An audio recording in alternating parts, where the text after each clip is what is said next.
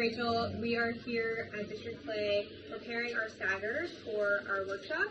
So here I have an example. This is one that we did with slip, where we put on some copper wire, basically a sleeve of copper mesh, and then we put on the slip, and you can see it's already starting to crack.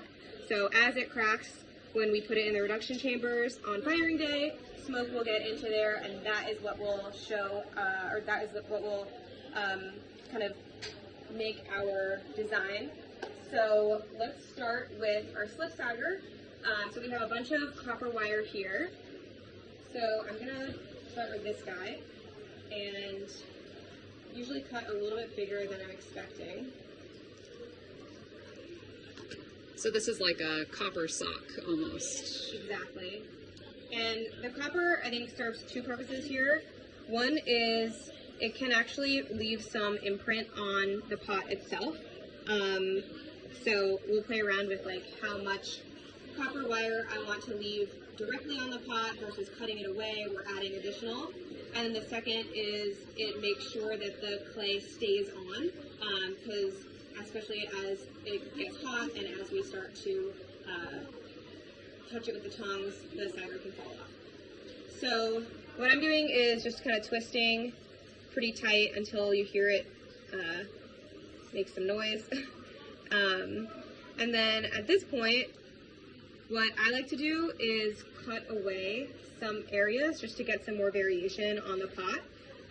So I can cut a little bit here. You don't have to do this, but I think it adds a little bit of variation. I'll do maybe one more spot over here. So we have some relatively soft reclaim here. It's really just a not very pretty method of smearing it all on. I like to aim for probably about 1/4 of an inch thickness, maybe between 1/8 and 1/4 of an inch. So really I'm just trying to cover this entire thing, because anywhere that there is no clay, the pot will be black. So if there's an area that you want to keep exposed, like you can play around with using tape and then peeling it away, you can get some patterns from that. If you want to leave the rim empty, it will be black that way. So definitely some options for experimentation. So this is just like really soft recycled clay, right? Exactly. So you have to... Yeah, and you can even use even softer clay as well.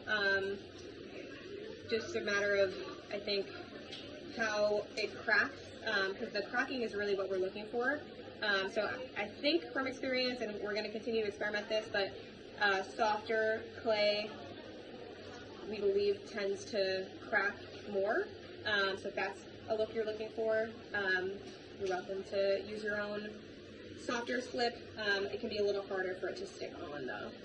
So if you did want to make your, like a softer slip, we have some, or at least that we mixed up, which was just recycled clay with a little bit of water, but you can see this is much more of like a sculptural sort of sticky kind of consistency. So if you want to mess around with, you know, regular sort of huggable, workable clay versus like a stickier clay, super easy to do.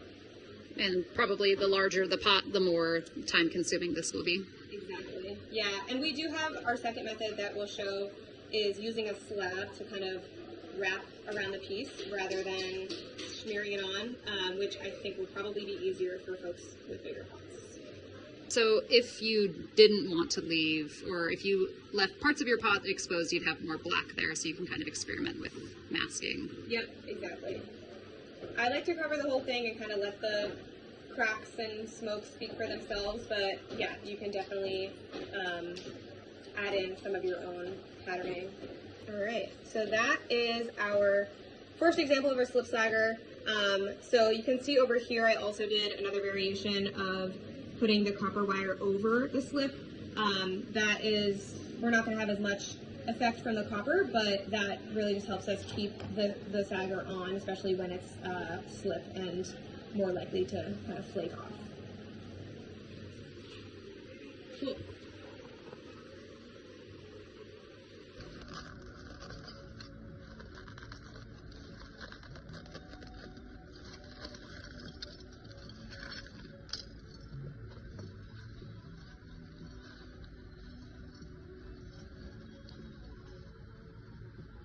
All right, and that's it. So I will see you all at the firing. See ya.